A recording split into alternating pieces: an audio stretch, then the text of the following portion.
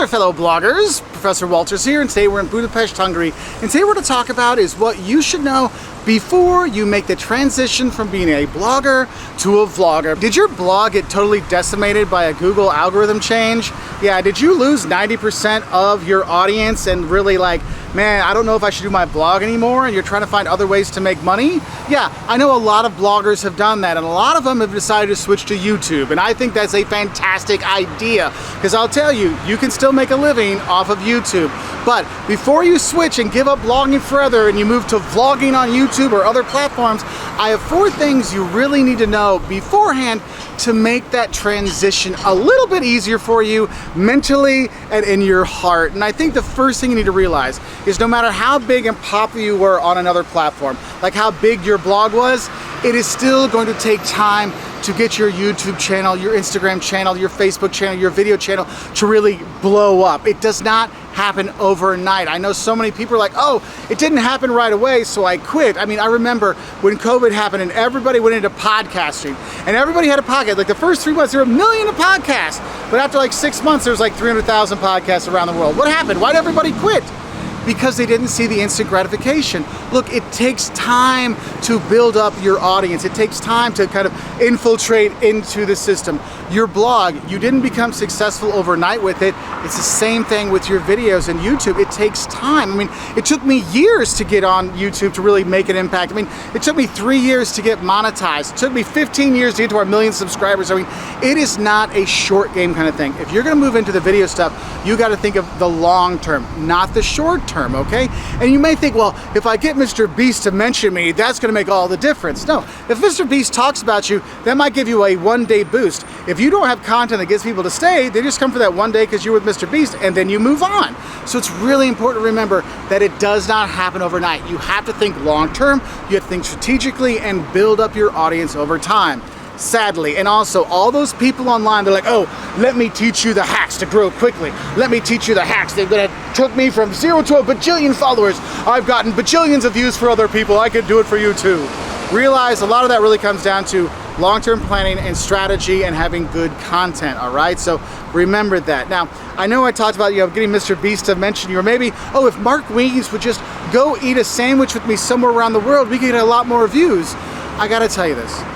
Number 2 is don't compare yourself to other YouTubers. You are not Mr. Beast. You are not Mark Weens. I mean, you are not Vsauce. I mean, these people all do crazy, awesome videos, right? But that's not you. Remember, it's YouTube. So you have to think about it in your perspective. They have a different audience. They have different content. They're doing different things than you're doing. So don't compare yourself to them. You are the you of YouTube, not them, all right? So you have to think about that. So when you're looking at your analytics, you're looking at your content you're gonna make sure it's stuff that relates to you, not to them. And when you look at those analytics, you see that, oh, well, they got 1 million views on the video that I did the same thing for. Now, you've noticed I've said the you of YouTube, and think about you, and you should not compare you to other people. And the thing is, what it really comes down to, the third thing, if you're a blogger, you really need to ask yourself, what made your blog successful in the first place? What got people to go to your blog? Was it because you wrote honest travel advice? Well, take that honest travel advice that you wrote about and translate it into the video. Is it you made funny, food videos where there was funny and good stories to go along with making the food? Then put that in your food videos, okay?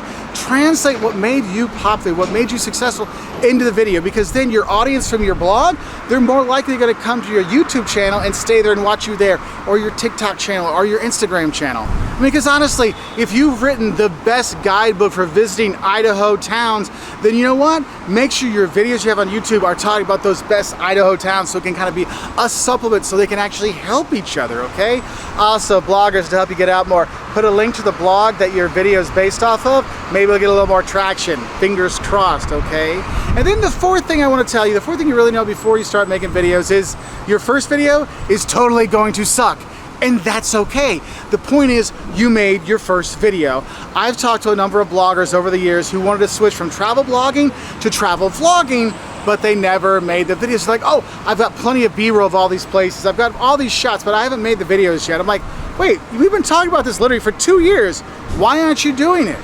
And they're like, oh, well, I haven't made the perfect video yet. Look, You will never, ever, ever, ever, ever make the perfect video, and that's okay. Your first video is gonna suck, but you know what? After you make your first video, you'll make your second video, and that one will suck less, and then you'll make the third one, and that one will suck less.